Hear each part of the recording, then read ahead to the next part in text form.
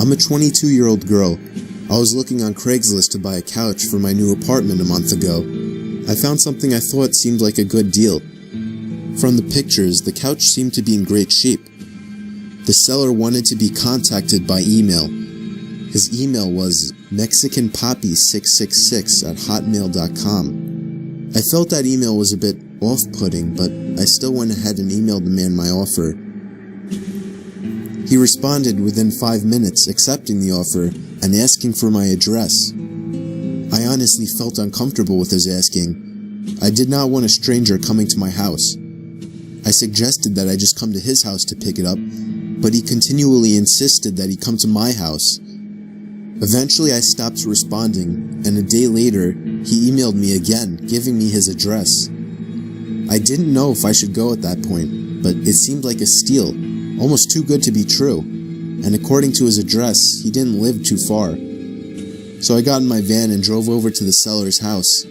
I immediately noticed that the house was a bit smaller than all the other houses on the block. When I rang the bell, a middle-aged man wearing a baseball cap answered the door. He gave me a huge smile and invited me in. I was immediately feeling uneasy. He led me into his living room, and I saw the couch. Immediately, I saw scuff marks and small tears in the couch. It was not at all in the shape that it appeared in the ad. I commented on this, and he just smiled and offered to lower the price. I told him I'm not interested, and here's where things started getting creepy. As I was making my way out of the house, he put his hand on my shoulder and offered to give it to me for free if I was willing to, quote-unquote, give something to him. I let out a disgusted gasp and got back into my car. I didn't even look up out the window. I just drove away from there quickly. But it doesn't end there. That same night, I was laying in my bed watching TV when I thought I heard somebody stomping up the steps of my porch. I muted the TV and was able to clearly hear the sound of somebody fiddling with my front doorknob. I jumped out of my bed and tiptoed over to the front door to look through the peephole, but whoever it was already gone. And then, I thought I could hear the sound of the gate to the backyard opening and closing. That was when I grabbed the phone and dialed 911. Soon after, I heard the sound of somebody fiddling with the doorknob to the back door of the apartment.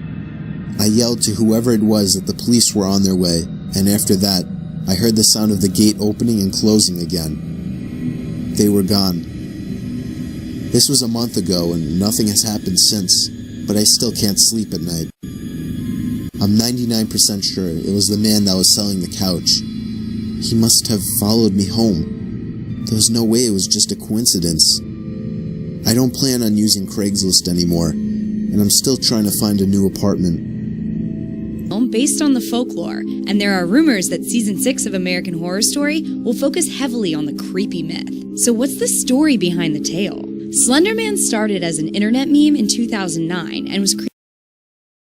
The real, scary story behind Slenderman. Screen Gems is reportedly developing a film based on the folklore, and there are rumors that Season 6 of American Horror Story will focus heavily on the creepy myth. So what's the story behind the tale?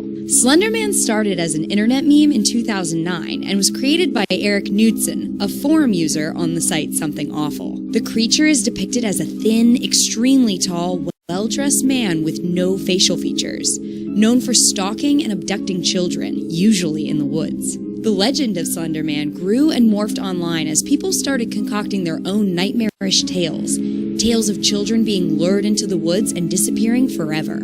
Many times, he tortures his victims with mind games, causing electronics to creepily stop working or spooking them in their bedrooms with strange noises in the middle of the night. Many of the more recent stories found online are not gory or violent and choose to leave the fates of the victims open-ended. In fact, some of the scariest Slenderman stories are true. Obsession with the internet boogeyman has spilled over into real-life violent crime. Most involve young girls committing violent acts all in the name of Slenderman. The most high-profile real-life crime happened in 2014 when two 12-year-old girls in Wisconsin brought a classmate into the woods, held her down, and stabbed her 19 times.